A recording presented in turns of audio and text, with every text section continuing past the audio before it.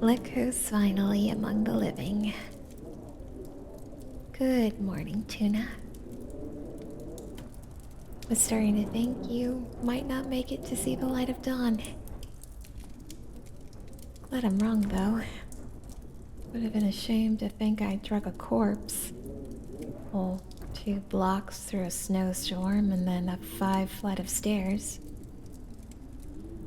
Now, I wouldn't move around too much, Tuna. You were half frozen when I found you. You've been thawing out like a good little popsicle, but I'm pretty sure you're still not in the best condition. Oh, if you were looking for your things, they're right over here. Don't worry, your guns and your ammo are still safe and sound. Tucked away, yes, because I don't trust you. But safe and sound. And your canteens and knickknacks are all accounted for in your pack.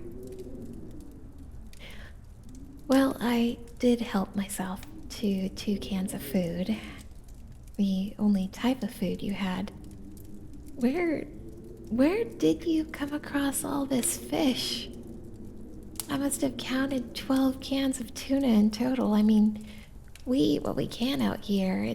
It's the end of the world after all, but still. Anyways, I really am glad that you're alive. I'm glad you chose to drop dead along the old garages next to the apartments as well. Those were some pretty nasty cuts you had. You're lucky.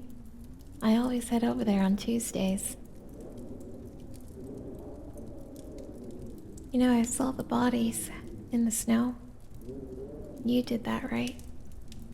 You fought off a lot of those, things. I don't know what you call them personally. Undead, zombies, ghouls, monsters, whatever your cup of tea. I'm just glad you managed to take them out before they took you out. And that you were smart enough not to use your gun in town. There's a lot of people that come in thinking they can just open fire on a couple of these creatures. Next thing you know, a horde is chasing them through the streets. This apartment here, the one we're in, it was supposed to be temporary. Kind of became a home, and it's on the main strip of town. So I see a lot of folk come and go. See them make a lot of mistakes too.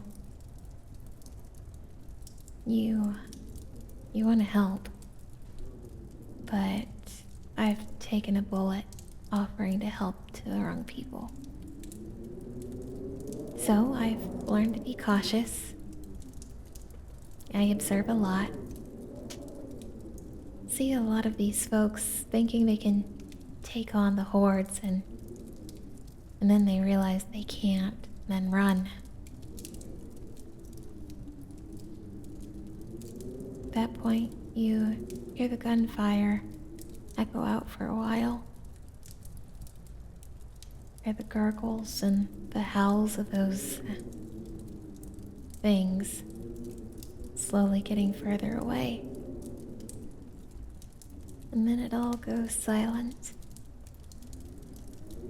You just hope. You hope whomever it was that they got out of there. Got to high ground. Had enough bullets to take all of them out. Or, you know, at least had enough sense to save the last bullet for, Sorry. Obviously, being on my own for so long hasn't been all that good for me. But, anyways, you didn't do that. You just took them out. with what looks to be a machete. And then you proceeded to bleed out and then freeze half to death.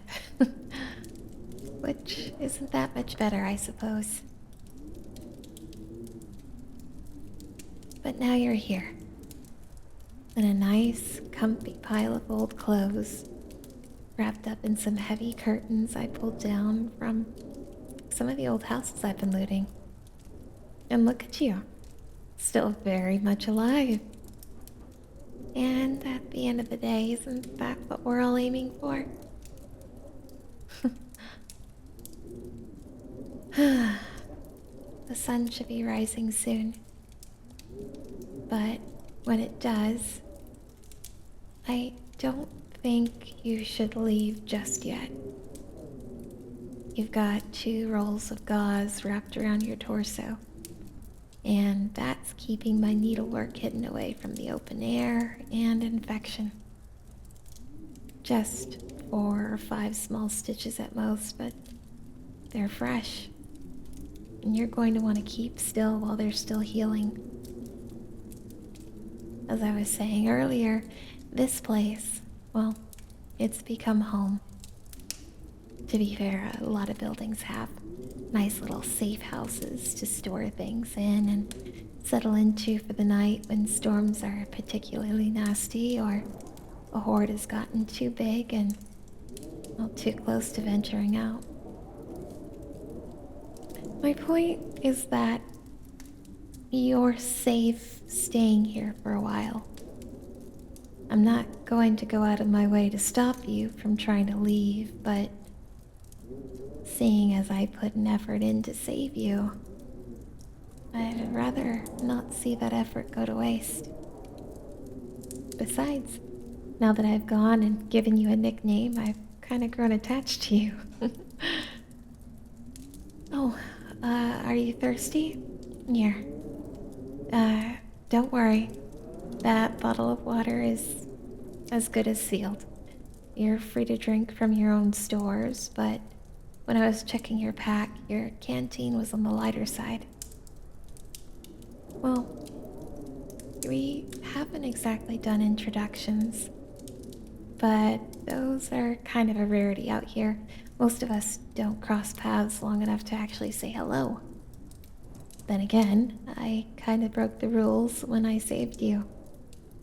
So, I suppose some sort of intro is in order. You can, just call me Zuki.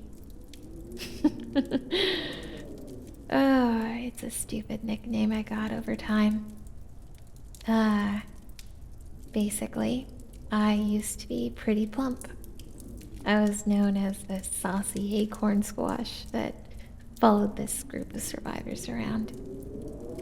They gave me a hard time, but they never abandoned me. But you can imagine how scarce supplies are here.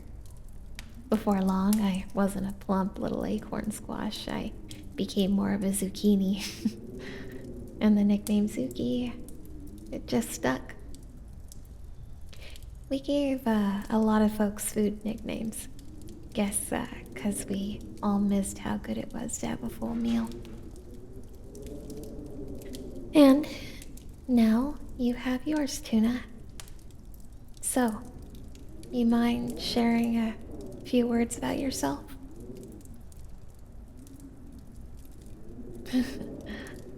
The way people talk.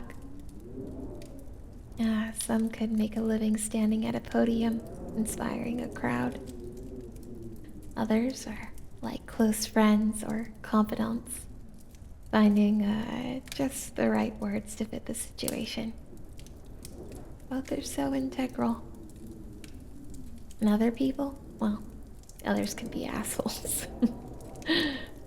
Good to know where you stand among them all, Tuna. Seems it wasn't a bad decision pulling you from that frostburn death in this unforgiving freezer of a city. Oh. And there it is. Daybreak. Congrats. You made it through the night. Even if the world's gone to hell, I always enjoy seeing the sun's colors peek up through the horizon. Means I've made it through one more day. Just one more day.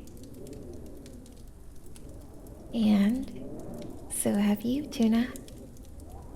Now, why don't you get a little bit more sleep? You'll need all the rest you can get. And don't worry, I'll keep watch.